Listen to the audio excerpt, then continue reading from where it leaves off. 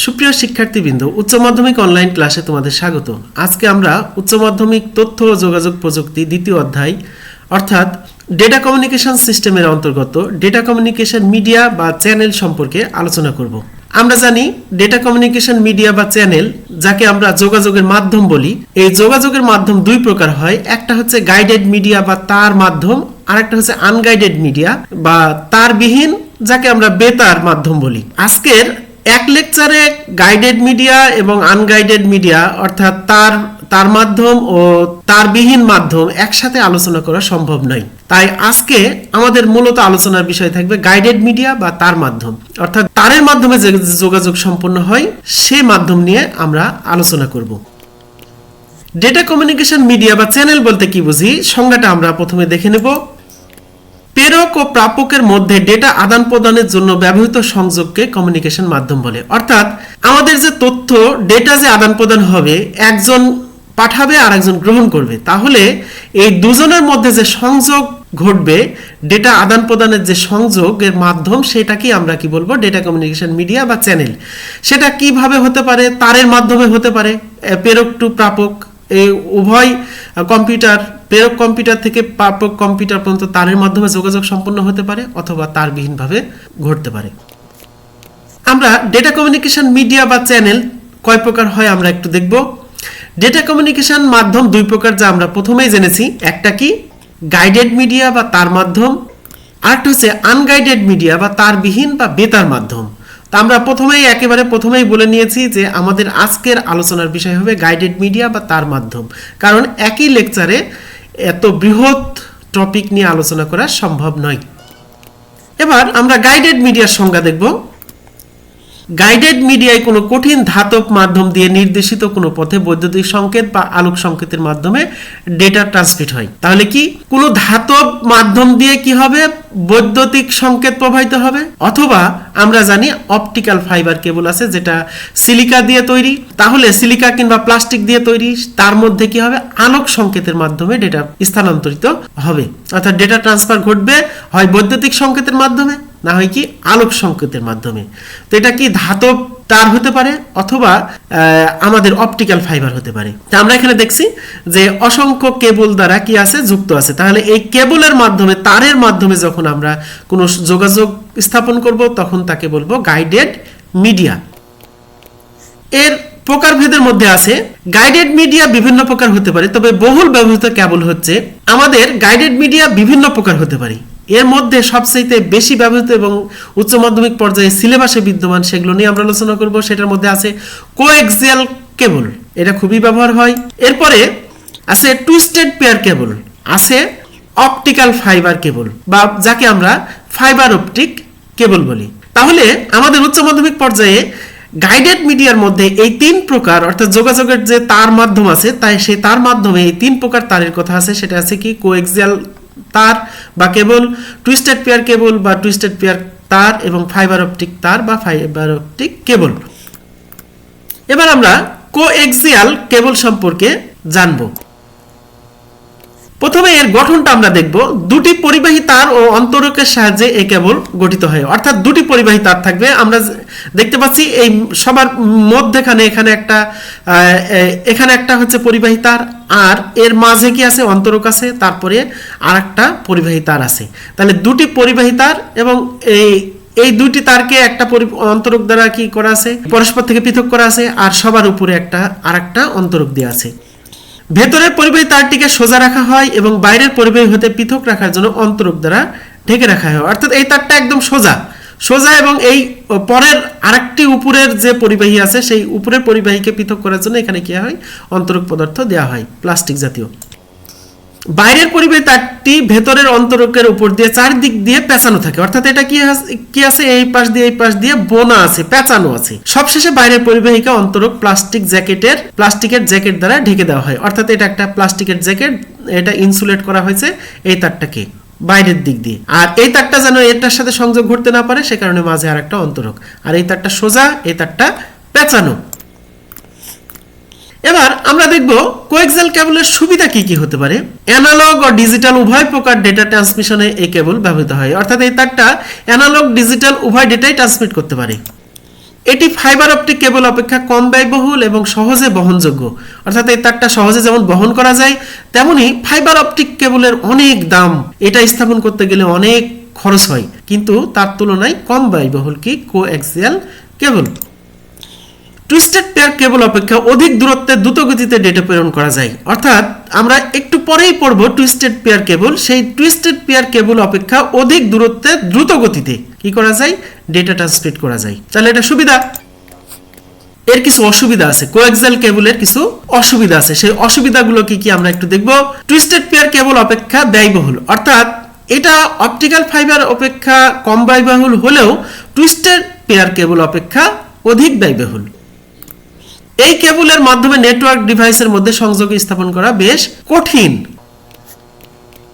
এবার coaxial cable সম্পর্কে উচ্চ মাধ্যমিক পর্যায়ে বিদ্যমান কিছু গুরুত্বপূর্ণ তথ্য, যেটা এমসিকিউ সহ বিভিন্ন পরীক্ষায় আসে, সে সম্পর্কে আমরা একটু শিখব।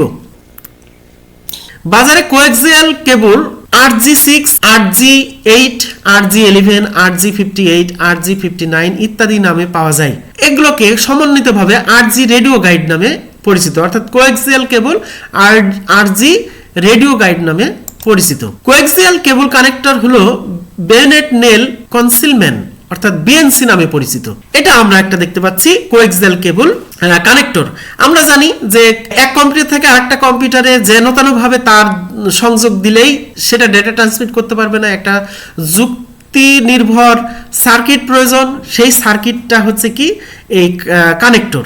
আমার এই কানেক্টরগুলো আমাদের যে কোএক্সিয়াল কেবলে কানেক্টর হয় এরকম, এই মিডিলে একটা সোজা তার আর তার পাশে একটা পেঁচানো তার থাকে। কোএক্সিয়াল কেবলের সাহায্যে ইথারনেট নামক কম্পিউটার নেটওয়ার্ক তৈরি করা যায়, অর্থাৎ কোএক্সিয়াল কেবল দিয়ে যদি আমরা যে নেটওয়ার্ক ব্যবস্থা গড়ে তুলব সেটাকে বলবো ইথারনেট। ইথারনেট হলো এমন একটি প্রযুক্তি পরিবার যার সাহায্যে কম্পিউটার নেটওয়ার্ক তৈরি করা যায়। এই প্রযুক্তি পরিবারের দুটি প্রযুক্তি কোএক্সিয়াল কেবল দ্বারা তৈরি করা হয়।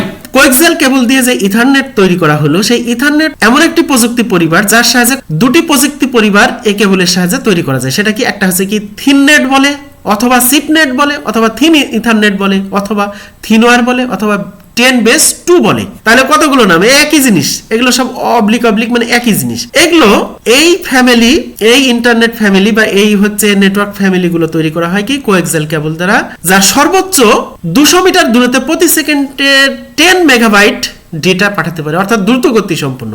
খুব বেশি দূরত্ব নয়, কিন্তু অধিক দ্রুত গতি সম্পন্ন। আরেকটা পরিবার কি, আমরা বললাম যে কি দুটি হচ্ছে প্রযুক্তি পরিবার গড়ে তোলা যায়, একটা থিন নেট বললাম, আর একটা হচ্ছে কি থিকনেট। থিকনেটের আর একটা নাম থিক ইথারনেট অথবা 10/5। ওখানে ছিল 10/2, এখানে 10/5।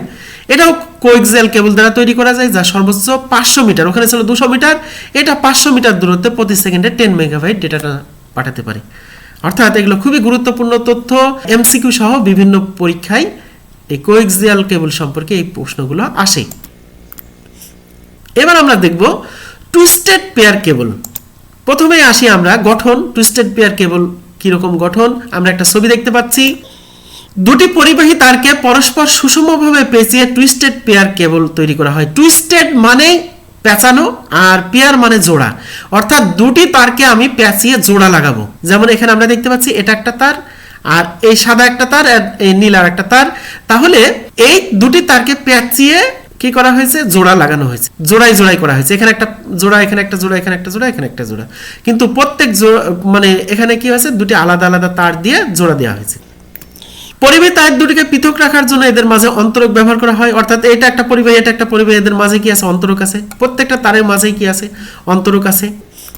টুইস্টেড পেয়ার কেবলে সাধারণত এরকম 4 জোড়া তার থাকে। আমরা এখানে দেখতে পাচ্ছি 1 2 3 4। টুইস্টেড পেয়ারে অবশ্যই 8টি তার থাকবে, অর্থাৎ 4 জোড়া তার থাকবে। এই পেঁচানো 4 জোড়া, অর্থাৎ 8টি তার থাকবে।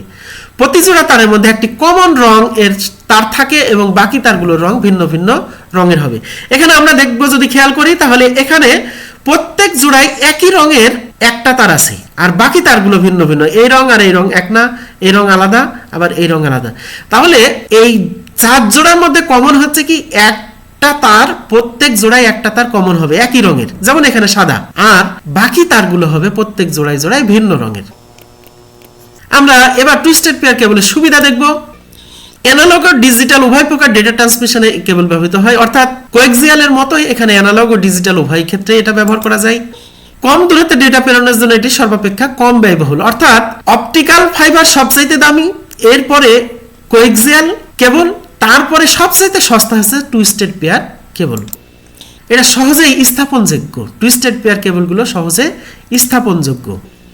টেলিফোন সিস্টেমে ব্যবহৃত টুইস্টেড পেয়ার কেবলের মধ্য দিয়ে সিগন্যাল কোনো রকমের পরিবর্তন ছাড়াই বেশ কয়েক কিলোমিটার পর্যন্ত যেতে পারে, অর্থাৎ সিগন্যাল টু নয়েজ রেশিও এটা খুবই কম, এটা বেশ কয়েক কিলোমিটার কোনো ডিস্টারবেন্স ছাড়াই, সিগন্যালের কোনো ডিস্টারবেন্স ছাড়াই এটি ট্রান্সমিট হতে পারে।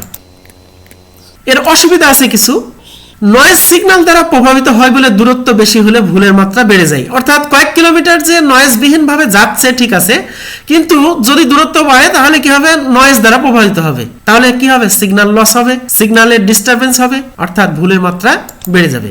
গঠন পাতলা হওয়ার কারণে সহজেই ভেঙে যেতে পারে, এর গঠন খুবই পাতলা তাই এটা সহজে ভেঙে যেতে পারে। ট্রান্সমিশন লস অপেক্ষাকৃত বেশি, অর্থাৎ ডেটা যে ট্রান্সমিট করব এই ট্রান্সমিশন লসটা অনেক বেশি। এবার টুইস্টেড পেয়ার কেবলের কিছু গুরুত্বপূর্ণ তথ্য আমরা দেখব।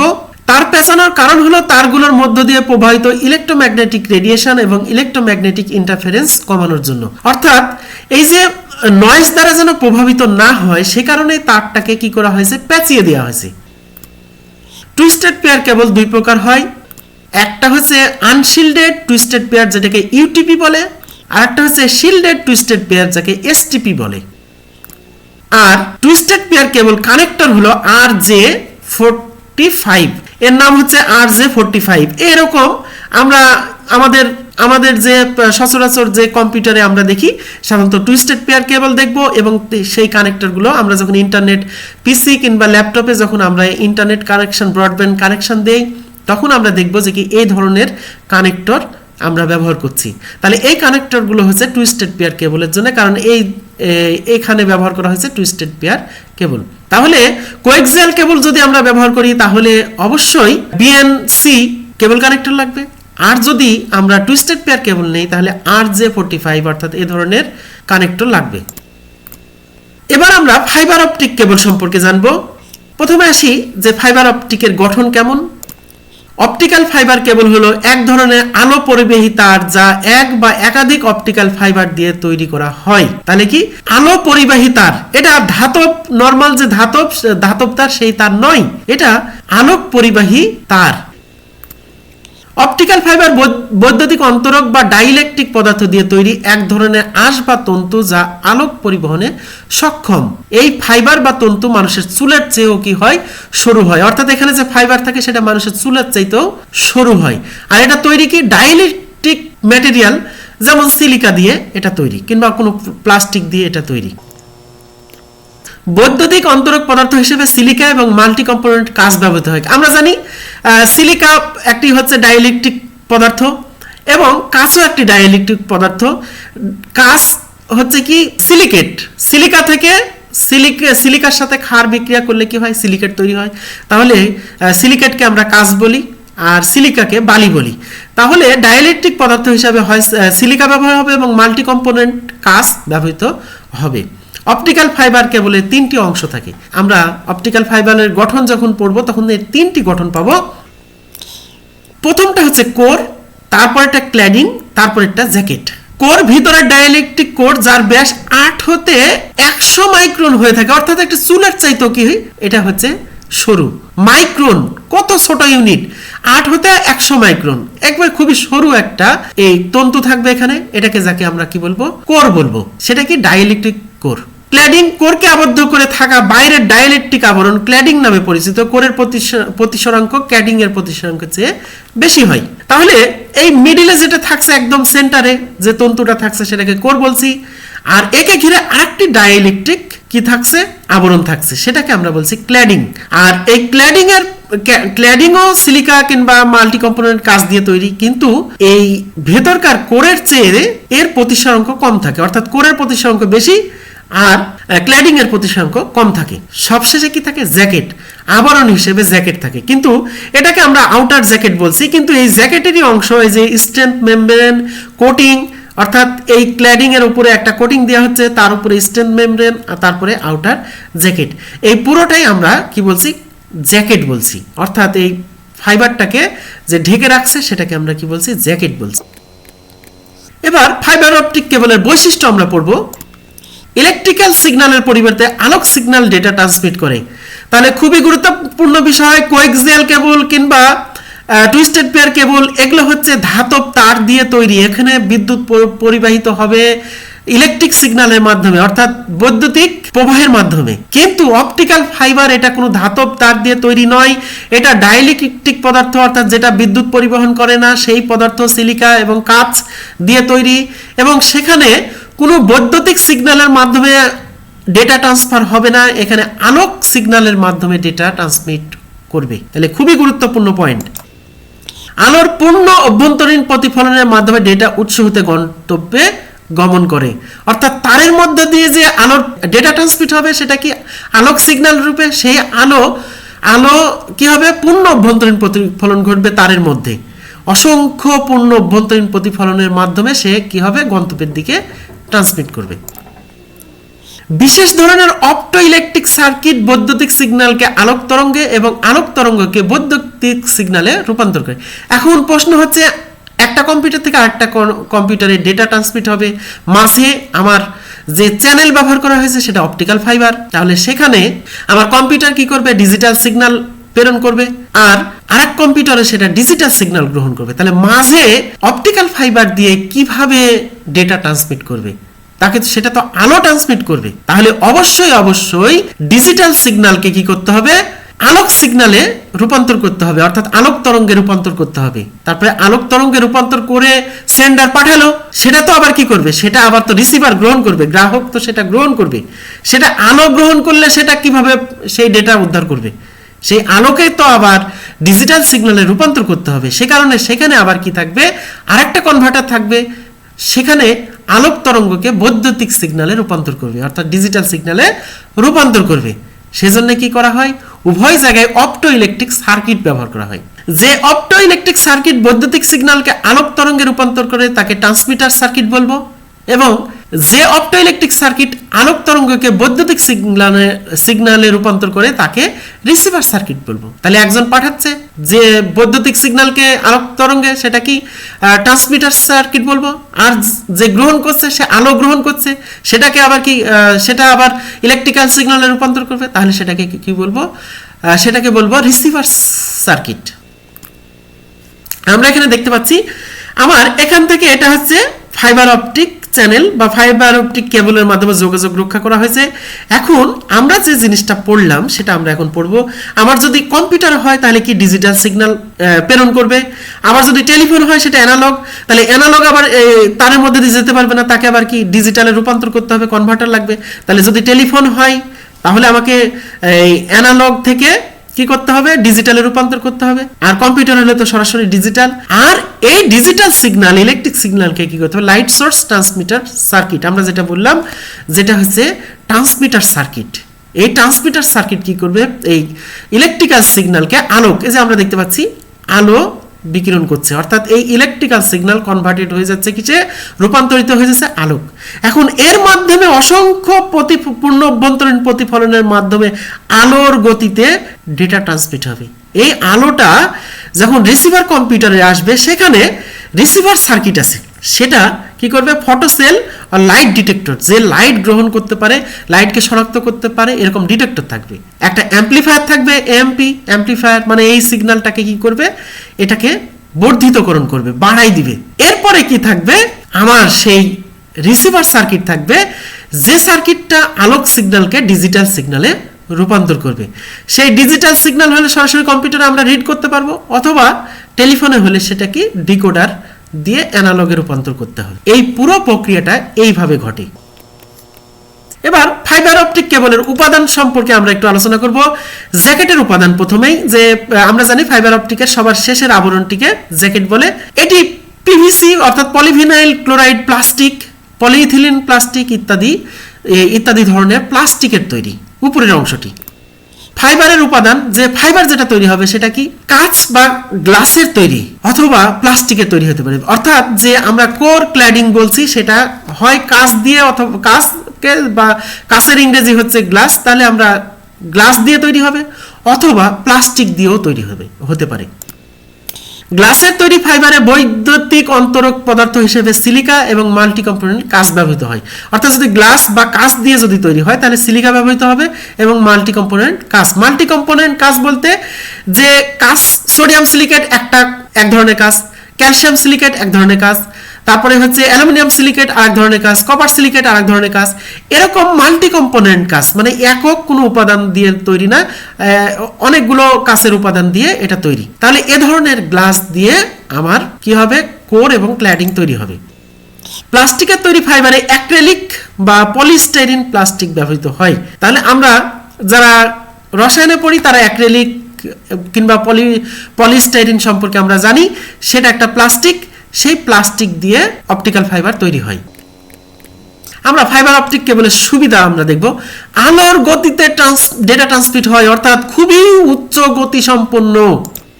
তাহলে কি হবে, উচ্চ গতি সম্পন্ন হলে ব্যান্ডউইথ উচ্চ হবে, তাহলে হাই ব্যান্ডউইথ অর্থাৎ উচ্চ ব্যান্ডউইথ সম্পন্ন হবে। এরপরে কি আকারে ছোট এবং ওজন অত্যন্ত কম, খুবই হালকা, শক্তি ক্ষয় করে কম, শক্তির অপচয় ঘটে না বললেই চলে। বিদ্যুৎ চুম্বক প্রভাব মুক্ত, অর্থাৎ এই কেবলের মধ্যে ডেটা ট্রান্সমিট হলে সেখানে বিদ্যুৎ চুম্বক প্রভাব মুক্ত থাকবে। ডেটা সংরক্ষণের নিরাপত্তা ও গোপনীয়তা অনেক বেশি। অসুবিধা কিছু আছে, সেই অসুবিধার মধ্যে অত্যন্ত ব্যয়বহুল, সবাই এটা বিয়ার করতে পারে না, এই খরচ সবাই বিয়ার করতে পারে না, সবাই বহন করতে পারে না। ইউ আকারে বাঁকানো যায় না বলে সব জায়গায় ব্যবহার করা যায় না। আমাদের প্রয়োজনে কেবলকে কি করতে হবে, বাঁকাতে হবে, ইউ আকারে বাঁকাতে হবে। সেই বাঁকানোটা অপটিক্যাল ফাইবার সম্ভব নয়, তাহলে ভিতরের কোর ক্ল্যাডিং ভেঙে যাবে। যেহেতু বাঁকানো যায় না, এর ব্যবহার করা কঠিন। স্থাপন ও রক্ষণাবেক্ষণে দক্ষ কারিগরি জ্ঞান সম্পন্ন জনবল প্রয়োজন। কোয়েক্সিয়াল কিংবা টুইস্টেড পেয়ার কেবল ব্যবহার সামান্য একজন যেন তেন মানের একজন ইলেকট্রিক মিস্ত্রি এটা ব্যবহার করতে পারবে, এটা কাজ শিখে যাবে। কিন্তু ফাইবার অপটিক কেবল স্থাপন এবং রক্ষণাবেক্ষণে দক্ষ এবং কারিগরি জ্ঞান সম্পন্ন জনবলের প্রয়োজন, সবাই এটা পারে না। এবার ফাইবার অপটিক কেবলের উপাদান পড়েছি আমরা, সুবিধা অসুবিধা দেখলাম। এবার ফাইবারের প্রকারভেদ আমরা পড়বো, যে কয় প্রকার হতে পারে, মানে অপটিক্যাল ফাইবার কেবল কত ধরনের হতে পারে সে সম্পর্কে আমরা একটু পড়বো। ফাইবারের গাঠনিক উপাদানের প্রতিসারাঙ্কের উপর নির্ভর করে ফাইবারকে 3 ভাগে ভাগ করা হয়। একটা হচ্ছে স্টেপ ইন্ডেক্স ফাইবার, প্রতিসারাঙ্ক সর্বত্র সমান। এগুলো হচ্ছে কি আরেকটা বলে মাল্টিমোড। স্টেপ ইন্ডেক্স ফাইবার যেটা, সেটাই হচ্ছে মাল্টিমোড, অর্থাৎ আলো বিভিন্ন মোডে প্রবাহিত হয়। স্টেপ ইন্ডেক্স ফাইবার মোড যেটার প্রতিসারাঙ্ক সর্বত্র সমান হয়। আর একটা হচ্ছে গ্রেডেড ইন্ডেক্স ফাইবার, কেন্দ্রের প্রতিসারাঙ্ক সবচেয়ে বেশি এবং ব্যাসার্ধ বরাবর কমতে থাকে। আর একটা হচ্ছে কি মনোমোড ফাইবার, কিংবা এটাকে সিঙ্গল মোড ফাইবারও বলে, কারণ কি একটি মাত্র মোডে আলো পরিবহন করে। এখন এই যে এই উপরের দুটো কিন্তু মাল্টিমোড, আর এটা হচ্ছে মনোমোড। আমরা এখানে দেখতে পাচ্ছি এটা স্টেপ ইন্ডেক্স ফাইবার, এটা আমরা স্টেপ ইন্ডেক্স, এরা হচ্ছে মাল্টি কম্পোনেন্ট মাল্টিমোড। কারণ কি এই যে একটা মোড এইভাবে আলো প্রবাহিত হতে পারে, এইভাবে আলো প্রবাহিত হতে পারে, অথবা এইভাবে আলো প্রবাহিত হবে, একাধিক মোডে আলো প্রবাহিত হয়, এর প্রতিসারাঙ্ক সর্বত্র সমান। আর এটা গ্রেডেড ইন্ডেক্স ফাইবার, এটাও মাল্টি কম্পোনেন্ট, কারণ কি যে এইভাবে আলো যেতে পারে, অথবা এই যে এইভাবে যেতে পারে, এইভাবে যেতে পারে, এইভাবে যেতে পারে, এটাও মাল্টিমোড, কিন্তু এর প্রতিসারাঙ্ক মাঝে সবচেয়ে বেশি, আর উভয় দিকে কি হয় ক্রমশ কমতে থাকে। আর এটা হচ্ছে সিঙ্গল মোড বা মনোমোড ফাইবার, এটার একটাই ট্রান্সমিশন মোড, একটাই এই মাঝ দিয়ে।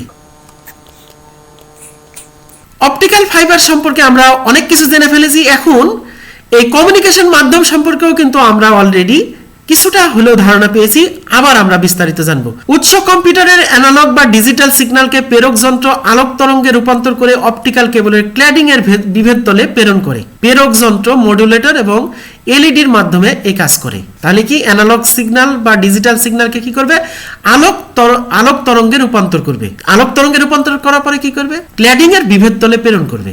আর এই কাজটি প্রেরক যন্ত্র কিভাবে করবে, মডুলেটর এবং এলইডির মাধ্যমে এই কাজটা করবে। পূর্ণ অভ্যন্তরীণ প্রতিফলনের মাধ্যমে আলোক তরঙ্গ গন্তব্যে পৌঁছালে ডিটেক্টর তা গ্রহণ করে প্রসেসিং ইউনিটে পাঠায়। অর্থাৎ এই আলোক তরঙ্গ যখন গ্রাহক কম্পিউটারের কাছে পৌঁছায় তখন সেখানে বিদ্যমান ডিটেক্টর এই আলোকে শনাক্তকরণ করে এবং প্রসেসিং ইউনিটে পাঠায়। প্রসেসিং ইউনিটে থাকে অ্যাম্পলিফায়ার, ফিল্টার, ডিমডুলেটর ইত্যাদি, যা পুনরায় আলোক তরঙ্গকে ডিজিটাল সিগন্যালে পরিণত করে। আমরা যা প্রথমে এর আগেও আমরা দেখেছি। তাহলে ডিটেক্টর কি করবে? আলোক তরঙ্গকে শনাক্তকরণ করবে, অ্যাম্পলিফায়ার সেটাকে বর্ধিতকরণ করবে, তারপরে ফিল্টার এবং ডিমডুলেটর সেটাকে কি করবে? পুনরায় আলোক তরঙ্গ থেকে ডিজিটাল সিগন্যালে রূপান্তর করবে।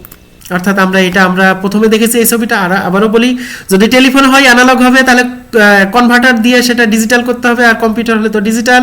সেটা লাইট সোর্স ট্রান্সমিটার সার্কিট কি করবে? সেটাকে আলোক তরঙ্গে রূপান্তর করবে, এর মাধ্যমে পূর্ণ অভ্যন্তরীণ প্রতিফলনের মাধ্যমে এখানে যখন আসবে, এখানে বিদ্যমান ডিটেক্টর সেটাকে আলোক তরঙ্গে গ্রহণ করবে, অ্যাম্পলিফায়ার কি করবে? বর্ধিতকরণ করবে, আর রিসিভার সার্কিট সেটাকে কি করবে? এই আলোক তরঙ্গকে ডিজিটাল সিগন্যালে রূপান্তর করবে। ডিজিটাল সিগন্যালে রূপান্তর করলেই সেটা কম্পিউটারে আমরা রিড করতে পারবো, আর যদি টেলিফোন হয় তাহলে সেটা আবার ডিকোডার দিয়ে অ্যানালগে রূপান্তর করতে হবে। ধন্যবাদ সবাইকে, যে যেখানে আসো ভালো থেকো, সুস্থ থেকো, এই আশাবাদ ব্যক্ত করে আজকের মতো এখানেই শেষ করছি।